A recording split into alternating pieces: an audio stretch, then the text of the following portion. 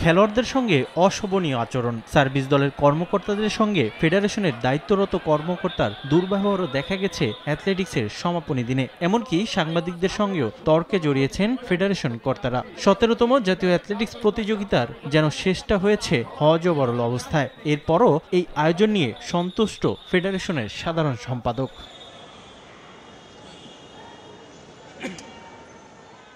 সমাপনী দিনে মূল আকর্ষণ ছিল 200 মিটার স্প্রিন্ট। ডাবলের প্রত্যাশা পূরণ হয়নি ইমরানুর রহমানের। দ্রুততম মানবের খ্যাতি অর্জন করলেও এই ইভেন্ট সম্পূর্ণ করতে পারেননি তিনি। দৌড় শুরুর পর চোট নিয়ে ট্র্যাক ছাড়তে হয়েছে তাকে। 21.9 সেকেন্ডে 200 মিটার শেষ করে প্রথম হয়েছেন সেনাবাহিনীর তারেক রহমান। আমার কাছে অনেক ভালো লাগছে। এটা আমার ফার্স্ট স্বর্ণপদক। এই সহ 2বার ন্যাশনাল মিট করলাম, 2বার ইনশাল্লাহ এবার ফার্স্ট স্বর্ণপদক পেয়েছি।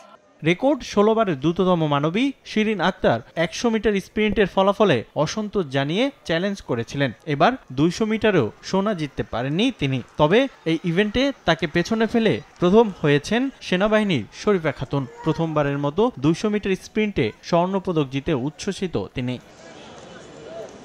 আসলে আমি কখনো ভাবিই নাই যে আমি 200 মিটারে গোল মারবো। আমি মেন 400 মিটার প্লেয়ার। 400 মিটারে গোল মেডেলিস্ট। তো যে কোনো কারণে এবার 400 মিটার খেলা হয়নি।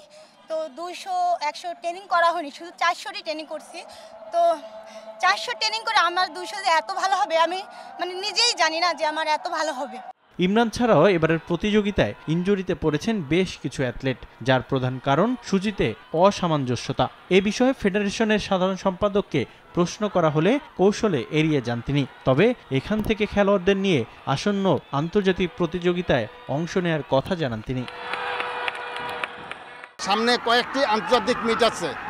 এই আন্তর্জাতিক মিটে আমরা পার্টিসিপেশন করার জন্য আমাদের এই 3 দিন ব্যাপী যে প্রতিযোগিতা হয়েছে এই প্রতিযোগিতা থেকে আমরা বাছাই করব। এবারের জাতীয় সামার অ্যাথলেটিক্সে আধিপত্য দেখিয়েছে বাংলাদেশ সেনাবাহিনী। মোট 40টি ইভেন্টে সর্বোচ্চ 26টি স্বর্ণপদক জিতেছে তারা। রিফাতুল ইসলাম মিরন, সময় সংবাদ।